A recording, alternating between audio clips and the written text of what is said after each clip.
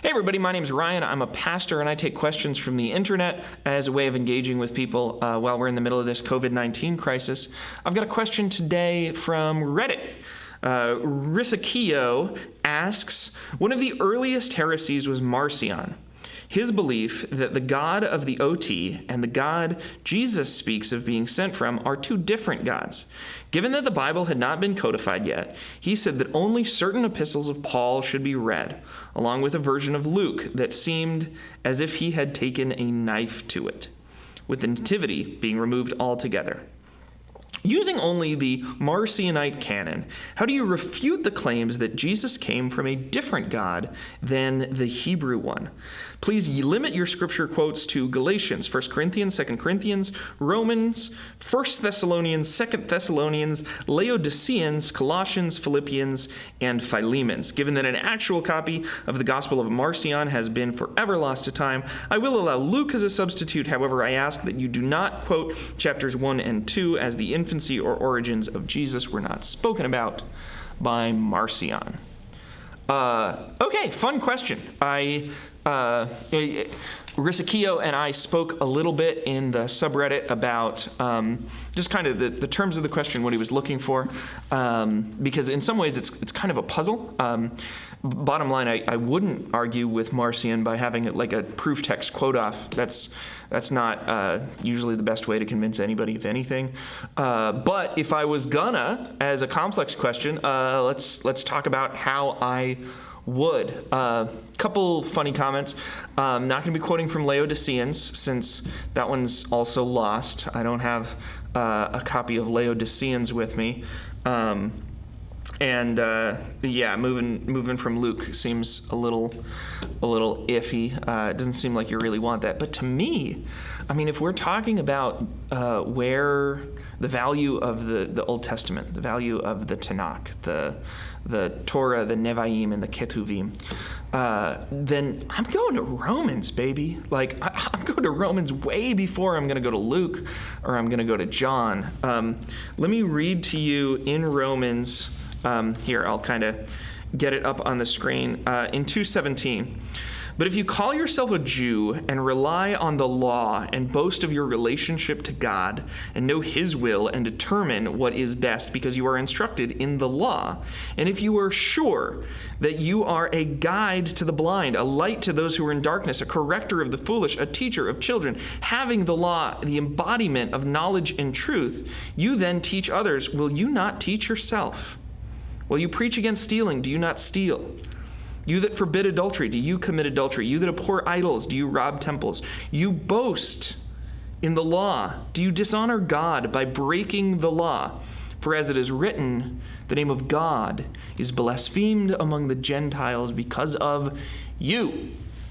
So Paul writes to the Jewish people, writes to the Jews in Rome, and says, you've got this thing you call the law. The Greek word for law is nomos. That's the word that's used for the Torah in the Greek Old Testament, the Septuagint. So he's referring to the Torah, this law that is this thing that instructs you, that teaches you how to be, this thing that is from God that you're supposed to obey, and because you're not obeying it, God is dishonored.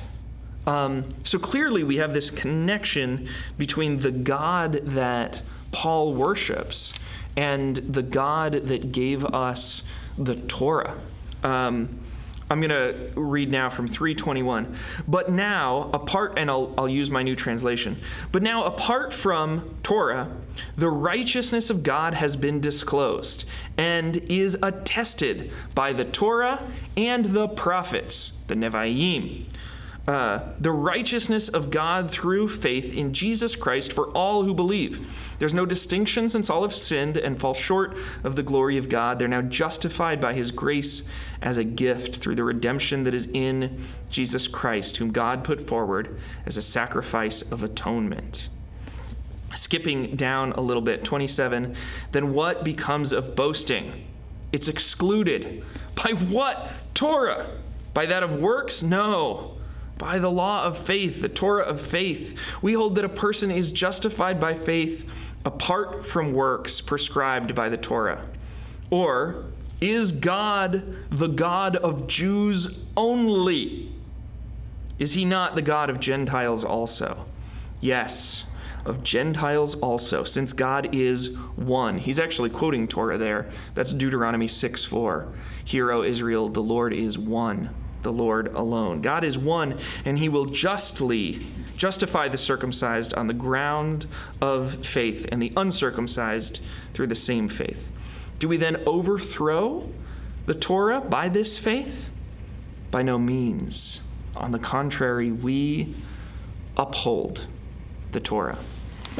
You see, the Torah, the Old Testament, particularly the first 5 books of the Old Testament, the law, but also the prophets, and then the histories, the teachings, were the Bible that the New Testament Christians had. They weren't, just like you said, Marcion didn't have a codified copy of the New Testament yet. And so when Jesus read the Bible, he was reading the Torah. When Paul studied the law of God, he was studying the Torah, and he identifies this God as the God of the Jews, but not only as the God of the Jews, because the law, the Torah, says God is not the God of the Jews. That's how I would answer Marcion using those scriptures.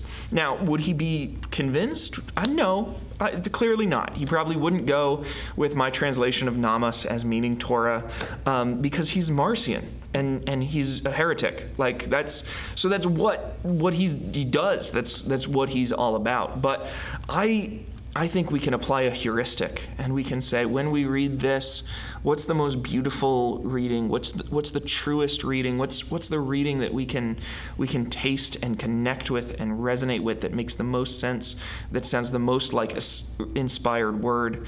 And trying to squint with one eye and like stand on one foot and come up with a reading that says somehow God's not the God of the law, even though it says God's the God of the law. I don't know. That doesn't impress me much. So, if you thought this was a good answer, I would love, Risakio, if you would repost this, if you would put it on your home social media channels or whatever, and say, hey, I asked this pastor a question and gave me a pretty good answer. If it's not a good answer, I'd love for you to get on camera and tell me why not. We can talk more about it and build community that way.